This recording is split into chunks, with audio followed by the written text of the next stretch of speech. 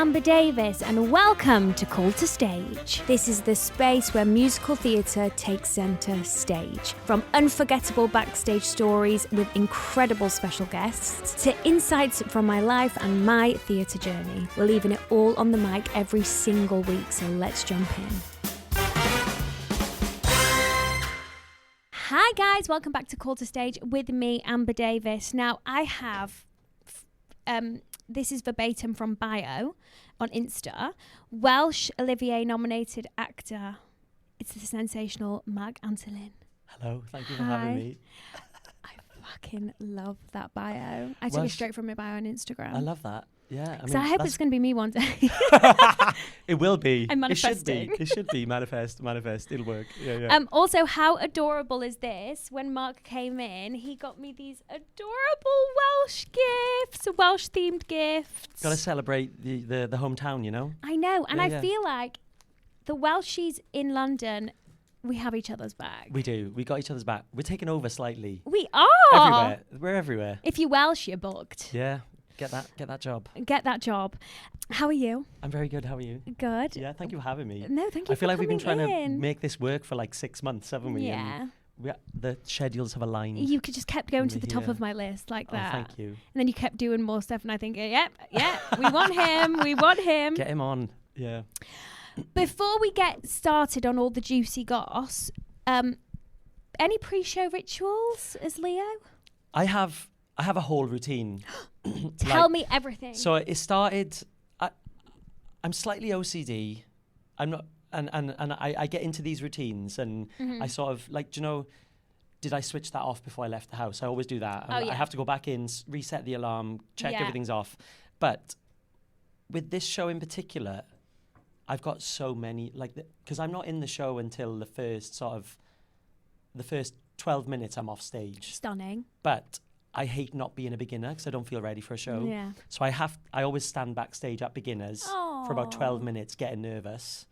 So then I've developed these things. I've got whole routines. Like I always say to the company, I go around everyone before the beginners and I say, "Jump, my darling, theatre will catch you," which was sort of a piss take at first, but now it's become a real thing that I'm like, just jump and have fun. Theatre will catch you. That should be a tattoo. Jump, my darling, theatre will catch you. It's going to be up your arm one day. Yeah, my thigh, the biggest muscle in my body. And then but then I've ended up having routines that I've got. Like there's a random dance break in King of Broadway when I'm stood backstage, and I do a little and I always have to do it. And if I don't do it, something's going to go wrong. Yeah. And just really random things like that. Like I'll always sing a little bit that's on the clarinet. I'll always sing that. Because in my head, I'm like, checking it's there. Yeah. So I get so many routines before show. I like that. I like that you're saying that with your chest as well. I think so. Like, this is me. Take me for who I am. Yeah. I will do that dance break. I will do that dance break every show. So when you hear that dance break, if you watch the show, I'm backstage going... Doing it! Yeah. I love that. They know that now. Yeah. We have to talk about Arts Ed. Yes. You're an Arts Ed fellow. I am an Arts Ed fellow, yeah, as so many are. As so many are. Yeah. What made you go to Arts Ed from gorgeous Port Talbot? Well, it was sort of a strange one because I came into drama quite late. Okay. I was always interested in it, but in terms of it being a career, I was quite late in my teens. And I wasn't sure whether I wanted to do the straight acting route or the musical theatre route. And I didn't really have singing lessons or dancing lessons prior to 16. And I started dancing at Gosainon College in Swansea. And I was like, oh, this is quite fun. And I was like, I'll be a bit more employable if I learn to sing and dance. So I thought, I'm going to try for musical theatre colleges. And Arts Ed was one of the first places I auditioned to. There were lots of Welsh people in the year above me, so I knew quite a few people there, which felt very comfortable for me to move to London and be with fellow Welshies. Cymru am byth. Cymru am byth, cariad. And then I was just like, I basically got in with a scholarship, and it was the first place I got into. And I thought, I can't really afford to keep coming back and forth for loads of auditions and different rounds. And I thought, it was in Chiswick, which was West London. Yeah. So it's only 2.5 hours on the M4. Yeah, get straight down. Yeah. And I just thought, it just felt right. And it's weird because I always used to think, I wonder what would have happened if I had taken the sort of drama college route, sort of not musical theatre route, and I wouldn't have changed it for the world, because I've sort of managed to do a full circle around doing straight plays and then come back to musicals, and I wouldn't have changed it for the world now. And I'm so glad that I chose that college and grown that skill set that I needed to do the jobs that I've done. The toolbox. Yeah, totally, yeah. Did you enjoy your time there? Yeah, I mean, college is hard, right? Because you have the best times, you have the worst times. And it was a very funny time, because I always felt like I did okay in there. I was never the favourite. And it was sort of weird, because then when I left, I wasn't quite sure what I was going to do career-wise. And yeah, it was an amazing time, and I'm still friends with so many of my year group. And actually, our year group was an incredibly talented year group. So, and we were lucky actually with the shows that were out when we left college a long time ago. We had like lots of like young musicals, like High School Musical, Our House. Like they were really big then. So a lot of us found work quite well before we graduated. Some of us got jobs, and my first job was the Music Man in Chichester. Which I was playing like a teenager in. So it was sort of, there were lots of shows for young sort of people coming out of college at that time. So we were very lucky timing wise, but I wouldn't have changed it. You've done quite a lot in Chichester, haven't you? I have, yeah. I'm part of the furniture down there now. Yeah. I love it. Is it beautiful? I love it, yeah. And you know, it's one of those places that, like when I first worked there, and a few of the shows I did there, actually, we were in rep season. So you'd sort of be down there for the whole 3-4 months, and you'd have like a week off, or like while another show was being put in, and but you would have a real sort of company vibe down there with other people in other shows. And so I left college and I essentially moved to Chichester for 4 months. Oh, did you? I moved out my flat in London, and me and my friend Claire Halse, who was also in the show, we got a flat together down there for like 3 months over the summer, which was amazing. And I sort of stayed down there. I was like, I'd do a day trip to Southampton. And you know, it was like lovely. And and like big shout out to the Bell, which is the pub near the theatre, and Michelle and Beanie who run it. I like my friends because but it's amazing, because it's almost like part of the vibe of working in Chichester is that you go to the Bell, and there's so many stories of like actors that have worked at Chichester since the beginning of the theatre, and that would be like your home. Like you'd make friends for life in the Bell, and it's amazing. It's the best pub. I love it. Shout out the Bell. Shout out to the Bell. I love that. Now I want to talk about one of the most incredible things on your CV. We'll talk about producers after. You're Welsh. No. That you were in the film Love Actually. Oh, yes. When I found out this information, I said, sorry? Yeah, big part of my life. Big moment for you. Big moment for me, yeah. I mean, it was, though. We were like, I think I was 15 at the time, and I used to go to the Mark German Stage School in Swansea, and we were basically picked to be the choir in the school concert. And it was huge, you know. But at the time, you didn't know how big this film was going to be, right? And bearing in mind, it's Love Actually. It's Love Actually. It is actually Love Actually. Yeah, and it was mad. I mean, we were I think we did like 3 or 4 days of filming. We did a couple of days rehearsal, learning the sort of step clicks, the ooh, ah. And we were sat on stage with Emma Thompson, Martine McCutcheon, and Hugh Grant was sat out front. Do you know what I mean? It was just like, it was nuts, and we just had a laugh. And what did your parents think? I mean, that was like, at the time they was just so supportive though. So anything I would do, they would just be like, we'll take you to this, take you that. Yeah. And but even now we sort of don't realize how big that movie, and we didn't know at the time how big it was going to be. No, of course. And I actually did a Christmas concert 2 years ago called Christmas Actually, at the Royal Festival Hall, which Richard Curtis created and was part of. And they introduced me in the show with a clip of me from Love Actually, that was a big moment for me. And like, look how much you've... Look where he is now. Wow. Yeah. From the back of the choir to... I would definitely say, like, you peaked in that moment. I think I did. I should have quit. I should have given up. Yeah. How can you top that? I mean... It's the best thing you picked out on my CV. So. You managed it.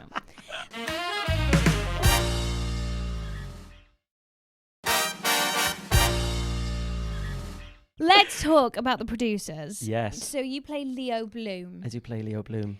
Can you talk to me about the audition process, or like when that email came into the inbox? What was your thought process? Well, it's a weird one because like, you know what it's like. You hear the rumors of like shows that are coming up, and you're like, right, want to stake my claim on that role. Want to get my name. You ring the agent, and you're like, get me in for this. I've heard it's happening.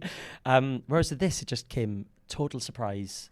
My agent rang me and was like, Patrick Marber wants to meet you for the producers to play Leo Bloom, and at the Menier Chocolate Factory. And my first thought was, how the hell are they going to do that show at the Chocolate Factory? Because it's a small venue, 200 seats.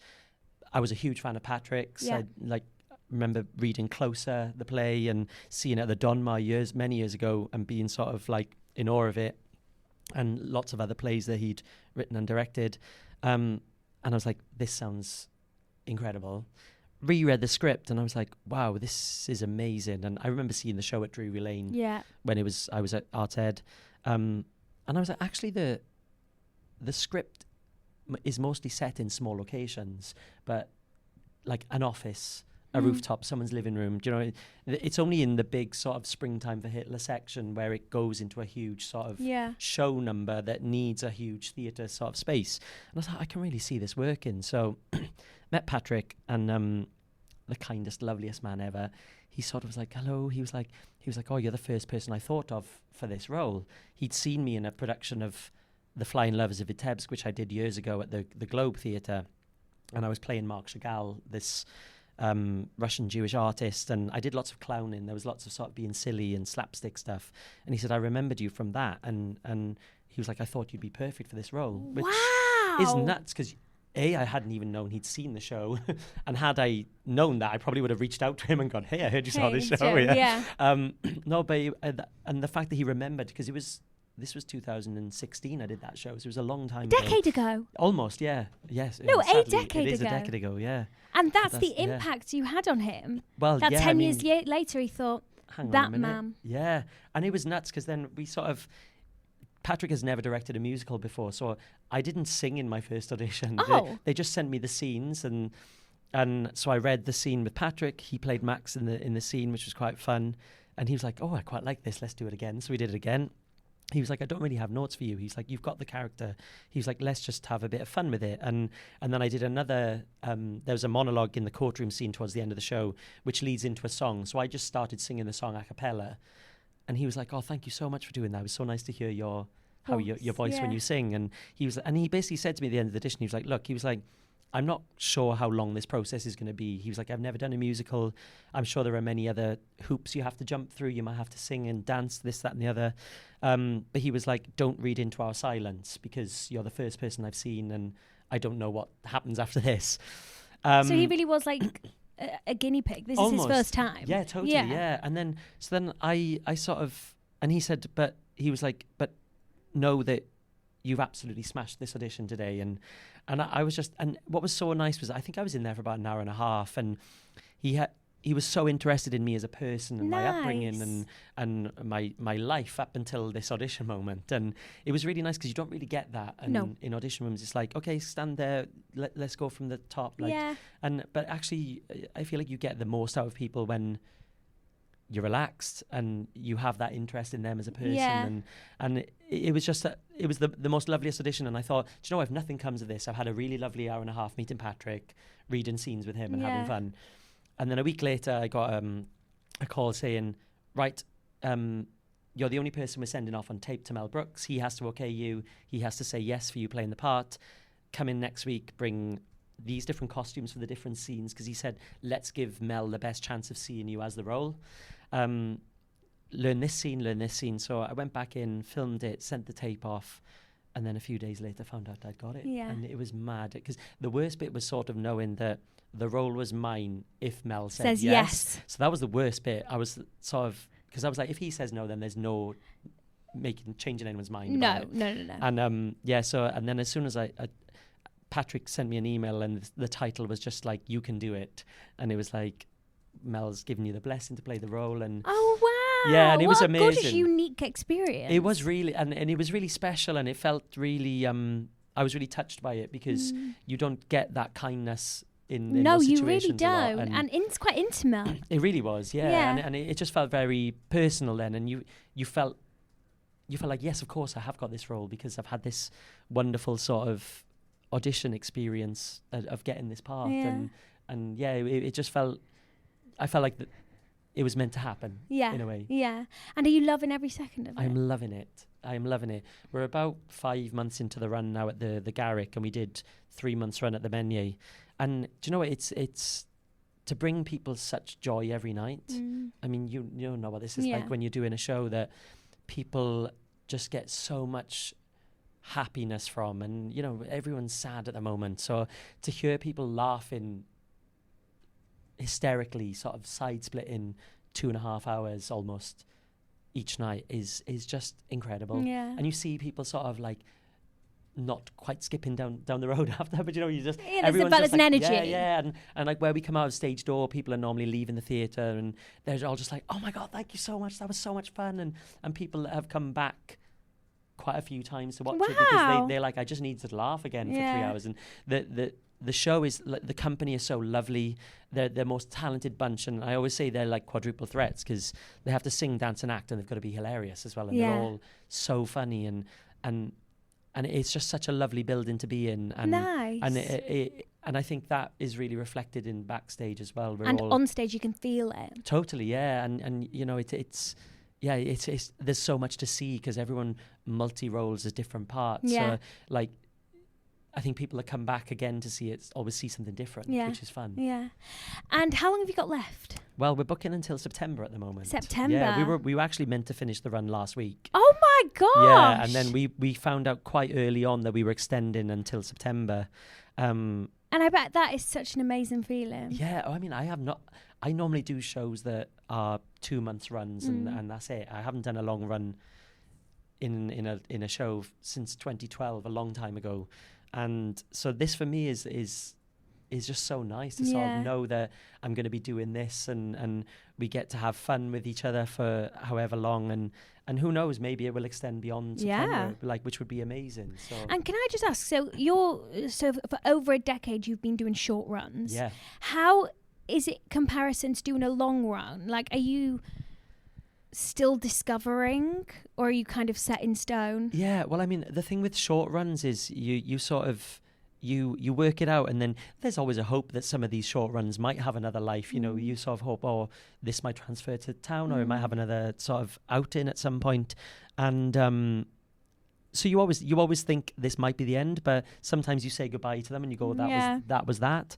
But with this, it's mad because, you know, in a long run, you get to take holidays from the show, or if you're sick, there's an abundance of understudies in the show to sort of take over the role for you, and it's lovely because then when you're on with different people in the show, people give you different things. Yes. So you're constantly finding different things, and it's just such a fun thing to rediscover new things. And also, you know, the audience changes day to day, so you can always tell, like, oh, they're this kind of crowd tonight. They're going to really enjoy these bits. They're not going to enjoy this bit so much, or so you're constantly changing, and how you feel each day is different. It's different, exactly. And so like different things ping out to you each night, and especially with our show, which, you know, does have a sort of political sort of meaning behind it, essentially, and the political world we're in changes daily, so different lines ping out every day, and you're like, oh god, that really resonates today, and an audience will respond to it very differently. And yeah, I think it's just a joy, and yeah, I'm really enjoying doing this long run because you do find new things, and Patrick, the director, Patrick Marber, he keeps coming in and watching it just because I think because he loves the show so much, and he always just like changes things because he's like, oh, we can make this better, and, and it's so nice. He's very hands-on in making these changes, even though the show is up and running. He's like, oh, we can do that better, we can do this better, and I love it because then it gives a new life to the show each night. Have you ever been told you could be like a distant brother of John Dalglish? I haven't, but I will take that. Wow. Maybe we should find a show to do together. This whole time, I think we should like rewind, run back. I've been looking at you thinking, you remind me of someone, and I just can't put my finger on it. Wasn't Brad Pitt or anything. You could be. Johnny Bailey. I'm obsessed with Jonathan Bailey. I'm obsessed with him. How many times this is the first mention of Johnny Bailey, actually. No, I spoke about him in the last one. Oh, no, as well. see, there you go. Cut that. Yeah, you could be a brother of John Dalglish. There you go. I'll take that. Even like He's your an incredible mannerisms. actor. I'm a big fan of his, Oh so my God. maybe we could play brothers in something. Maybe you could. A big revival of Blood Brothers. Well, Yeah. there we go. You've heard it first, guys. We don't need a revival of Blood Brothers, but thank you. Please. Oh, Richard Kind is joining the cast. Yes, yeah. So actually, like, it's going to be really exciting because we're 6 months into the run, and Andy Nyman, who is incredible, I adore that man so much. He's playing Max, and we created the show together. Yeah. We've done it at the Menu, doing it at the Garrick together. He's a very clever man. He wears lots of hats, and he's written a play, which he's also directing. So he's leaving the show for 7 weeks to go and do that in York. Wow. And Richard Kind, who played the role on Broadway, he took over Nathan Lane on Broadway, and he also did it at the Hollywood Bowl.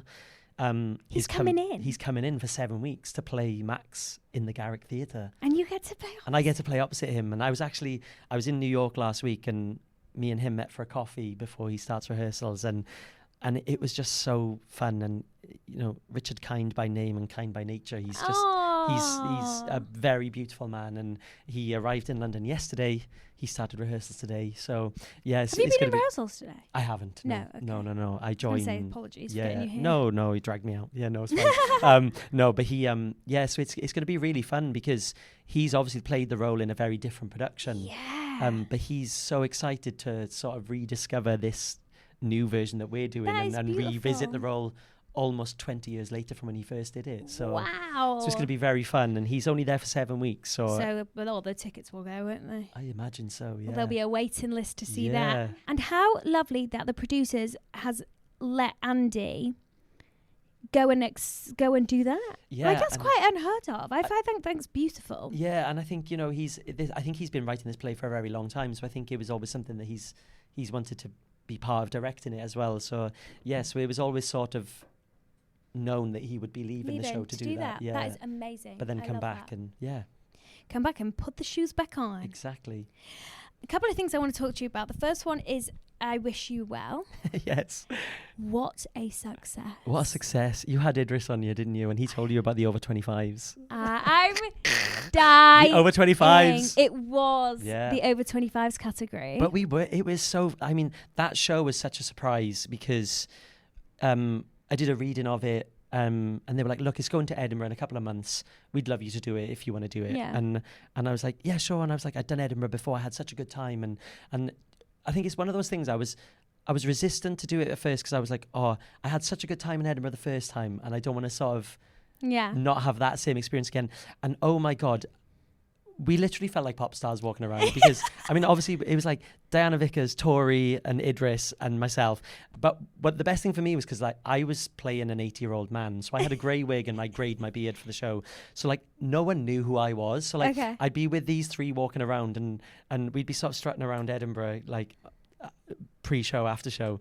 And everyone would go, oh, we saw your show, it was great. And they just look at me and go, because they didn't know who I was. And I was like, and then at one point Tori said to me, she was like, do you want me to like say, oh, he played the old man? And I was like, no, I quite enjoyed it. Yeah, I quite enjoy it, yeah. But honestly, that was such a, I remember doing the reading and I was like, oh shit, this is good. Yeah. This is really fun.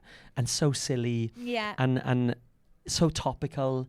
And when I knew who I was going to be doing it with, like Idris, Tori and Diana, I was like, this is going to be a really fun time. Yeah. And then we had this surprise transfer to the Criterion, which was bizarre. And there's rumours of us maybe them wanting to do it in New York at some point. So who knows? Yeah. Which would be amazing. And we'll get the band back together, our 2-year reunion. Yeah. Go on tour ABBA. again. Exactly. Yeah. I'm going to tell my kids you are ABBA. Yeah. Please do. Yeah. But that was such a fun show. And it just like the hype and everything was just like, I love when a show gets his flowers. Totally, yeah. And you know, it was such a great group. Like Arlene Phillips was choreographing it, and it was like, which was amazing. And it was us. We all did it because we thought it was going to be really fun, and we just didn't expect the success to come from it. And you know, Rick and Roger, who wrote it, it was their first show that they'd written, and to have that success straight away, I it was know. like, wow, this is amazing. It's like And they peaked. yeah, like totally. You and Love Yeah, Actually. me and Love Actually. Yeah, I should have quit now. Yeah, don't quit. Keep going. Yeah, keep going. Yeah. Little Shop of Horrors. Yes, Seymour and Regents Park. You've done a couple of things in Regents Park. I have. Yeah. Do you love it there? I love it there. Yeah. I haven't done anything there, but apparently You it's will. amazing. You should. It's amazing. It's such a unique venue because you're outdoors, which is incredible. Yeah. So you're battling with all the elements, but it's also a very unique experience because the audience have the same experience as the stage because the stage isn't covered. So Yeah. you're getting rained on as an audience member, as are the cast on stage, and it's so unpredictable. But I love it because and lots of different shows work well in the rain. You know, like there was a bit I remember in Little Shop of Horrors when I was singing "Grow for Me." And as I was singing, I've given you sunshine, I've given you rain, it just started raining. And it's amazing because then you just do a little cheeky wink to the audience and they all laughed. And then we had a little show stop after that then. But, then the show stop came. Yeah. But it is an amazing place. And Seymour was a dream role of mine since school. Wow. Like I'd always wanted to do it. And I saw all the other comprehensive schools doing it. I was like, why can't we do that next year? And I ended up doing Sweeney Todd. And I was like, I want to do Seymour. But it'd always been like a dream of mine. And I heard about it coming up at Regents Park. And I was like, this is my time. I was like, if I don't do it now, I'm going to be the wrong age for it when it comes around again. And I was like, what an amazing place to do that show. And just the version we did, you know, is reimagining it, but still keeping the heart of the show and what the original movie was and the original musical. It was the best, that show, and I loved it. And who directed it? Maria Aberg. Yeah, she and she's an incredible director. And Tom Scott designed it. And Matt Willis was playing the dentist. Jemima Ruper was talking about Audrey. Matt Willis today. Yeah, and we had Vicky Vox as the plant, and wow. it was amazing. That cast was incredible, and that was a dream part, and I just had the best time doing it. Yeah. Have you got like a venue that's on your like dream venue list? Because like one of mine in the UK is Regents Park. Yeah. Like, have you got one? Like, it could be anywhere in the world. I mean, I would love to. Like, I've still not done the Old Vic and the Almeida. You've done the Vic though, Young Vic. I did the Young Vic. So you need to do the Old Vic. Yeah, I need to do the old one, the OG. You need to do the OG. Yeah. I'd love to do those venues. And then do you know what?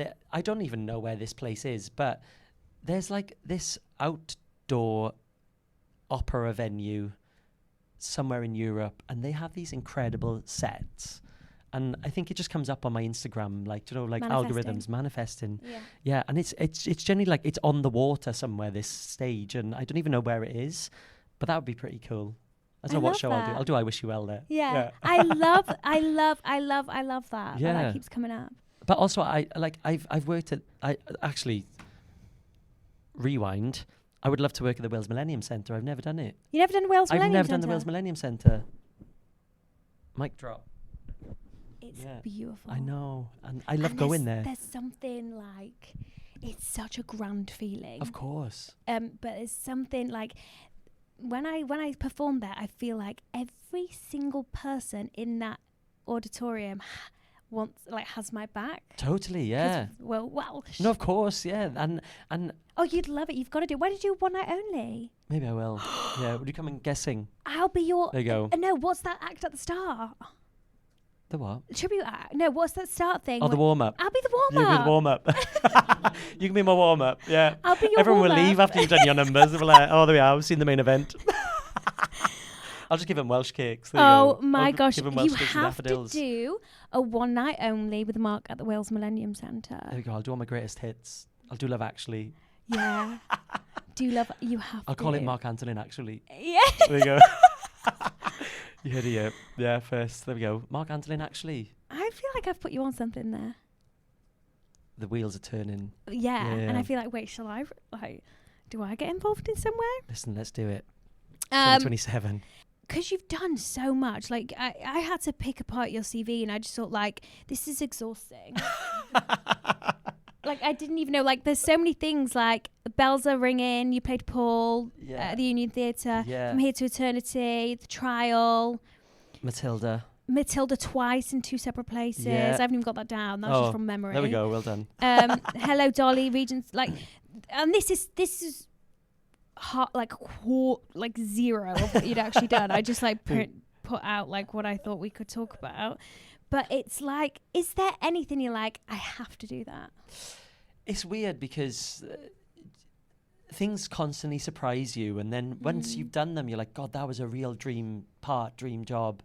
And Leo Bloom's huge, yeah. And I remember seeing Lee Evans doing it at Drury Lane, and I was like, wow, but I never thought that role would come my way, and it has. And I didn't think I wanted to do Shakespeare, and I did 12th Night at the Globe and I had the best time doing it, and I was like, I want to do more Shakespeare. I'd love to do more screen work. I'd love to work in America again. I did a show over there in LA and South Carolina. I would love to do Broadway. It was The Flying Lovers at Vitebsk, which I did before. But those are all dreams, sort of New York, I was there last week watching my friends in shows, and I just didn't stop crying as soon as they started. Jack Wolf is in Hadestown, Sophie Carmen-Jones doing Chicago. I went over there to see them, and just to see your mates smashing it as leads on Broadway, I was like, are you kidding me? I was like, this is insane. I know. And I was so proud of them, and so proud of seeing British talent on those stages, which you things you can only dream of. And isn't it wild as well? The Americans' goal is to be on the West End. I know it's. The grass is always greener. The grass is always greener, and it is but you sort of you do we grew up sort of watching musicals that were sort of started on Broadway, and you're like, God, how amazing would it be to go there? And so there are dreams, and there's it's also very funny because there are dreams roles that have gone that have passed me by now, so I'm getting too old. So you're like, oh, I missed that one. But there's always things that surprise you, which I love, because then you don't pin your hopes on one thing, and then you don't have that disappointment if it doesn't go your way then. Exactly. But there's so many things you want to achieve, isn't there? And I think the best. It's endless. It is endless, yes. And I think the nice thing is that I think by opening your eyes and taking the sort of path less trodden, is that the right saying? I think it is. I like it. Yeah, we'll take it. That you do end up in amazing places. You're meant to be. Yeah, I think so. Yeah, and I'm a big believer in fate, and I think it's a slight coping mechanism as well of going, oh, that wasn't meant for me, so it's gone. Yeah. But I actually think the more I do believe in it, the more things do come your way, and I think it things constantly surprise you, which is amazing. Yeah. I love that. Well, thank you so much. Thank you so much. I'm going to be asking you a quick fire round question, which is more Yeah.